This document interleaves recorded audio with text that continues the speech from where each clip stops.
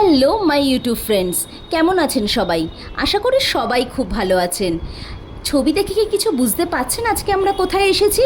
একটু একটু গেস করছেন, তাই না? তার আগে বলে রাখি, যারা আমাকে নতুন দেখছেন তারা কিন্তু অবশ্যই ওয়ান্ডারিং চৈতাকে লাইক, শেয়ার এবং সাবস্ক্রাইব করতে ভুলবেন না। তাহলে চলুন যাওয়া যাক আজকের ডেস্টিনেশন। হ্যাঁ, আজকে আমরা মেট্রো করে চলে এসেছি চাঁদনি চকে। চাঁদনি চকের কোথায়? চাঁদনি চকে নামলে কিন্তু আপনারা শুধুমাত্র শপিং করতেই নামবেন না। চাঁদনি চকে আছে অনেক মন্দির চত্বর, এমনকি গুরুদ্বারা এবং সবথেকে ইম্পর্টেন্ট লালকেল্লা। আজকে আমার ডেস্টিনেশন হলো গুরুদ্বারা সিসগঞ্জ সাহিব, এবং আগের ব্লগেই আমি দেখিয়েছিলাম রাধারানীর মন্দিরে, দিল্লির বরসানা যাকে বলে। তাহলে একটু ওয়েট না করে চলুন জানা যাক গুরুদ্বারা সিসগঞ্জ সাহেবের কিছু হিস্ট্রি। এই গুরুদ্বারাটির আড্ডা স্টাইল আপনাকে মুগ্ধ করবে। এখানেই আওরঙ্গজেবের অহংকার ভেঙেছিল এবং গুরুর অহংকার জিতেছিল, যেখানে গুরু ত্যাগ বাহাদুর শাহাদাত বরণ করেছিলেন, অর্থাৎ মৃত্যুবরণ করেছিলেন। শাবাদের সুর আপনাকে সাহেব গুরু ত্যাগ বাহাদুরজির কাছাকাছি অনুভব করবে। এখানে প্রতিদিন হাজার হাজার মানুষ দর্শনের জন্য আসেন, মনের অপূর্ণ ইচ্ছা পূরণের জন্য সাহেবের কাছে প্রার্থনা করে। লালকেল্লার বিপরীতেই নির্মিত গুরুদ্বারা সিসগঞ্জ মুঘলদের অধিকার, অশুভের পরাজয় এবং সত্যের বিজয়ের উদাহরণ। গুরুদ্বারার মধ্যে প্রবেশের সাথে সাথে এখানে জুতো রাখতে হবে, এটি হলো জুতো রাখার স্থান। আচ্ছা, জানেন কি কে এই সিসগঞ্জ সাহেব, কি তার ইতিহাস? চলুন ওয়ান্ডারিং চৈতার সাথে জেনে নেওয়া যাক। গুরুদ্বারা সিসগঞ্জ সাহেব দিল্লিতে বর্তমান 9টি ঐতিহাসিক গুরুদ্বারের মধ্যে একটি। এটি পুরনো দিল্লির চাঁদনি চকে অবস্থিত। মেট্রো স্টেশন চাঁদনি চক, তার থেকে নেমে 5 মিনিট হাঁটা পথেই পেয়ে যাবেন এই গুরুদ্বারাটি। এটি 1783 সালের নবম শিখ গুরু গুরু তেগ বাহাদুরের শাহাদাতের স্মরণে বাঘেল সিং দ্বারা নির্মিত হয়েছিল। আওরঙ্গজেব প্রচণ্ড আতঙ্ক ছড়িয়েছিলেন। তার নির্দেশে সমস্ত কাশ্মীরি পণ্ডিতদের জোর করে ইসলামে ধর্মান্তরিত করার নির্দেশ ছিল। সেই সময় শিখদের নবম গুরু তেগ বাহাদুরজি তার পরিবারের সঙ্গে আনন্দপুর সাহেবে থাকতেন। গুরু তেগ বাহাদুর ছেলের কথা শুনে খুব খুশি হলেন এবং তার 5 জন সঙ্গীসহ দিল্লি চলে এসেছিলেন।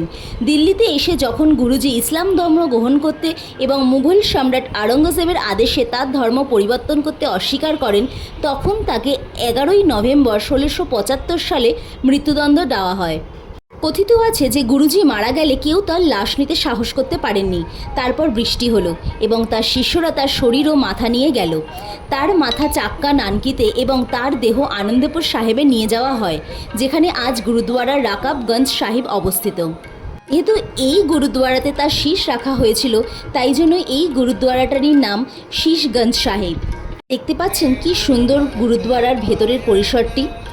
এই হলো শ্রী তেগ বাহাদুরজির সমাধিক্ষেত্র। তাহলে জানেন কি কিভাবে এই সিসগঞ্জ নির্মাণ হলো? তাহলে চলুন সেটিও জেনে নেওয়া যাক আমার সাথে। কিন্তু তার আগে ওয়ান্ডারিং চৈতাকে কিন্তু লাইক, শেয়ার এবং সাবস্ক্রাইব করতে ভুলবেন না। আর অবশ্যই বেল আইকনটি টিপে নোটিফিকেশন পেতেও কিন্তু ভুলবেন না।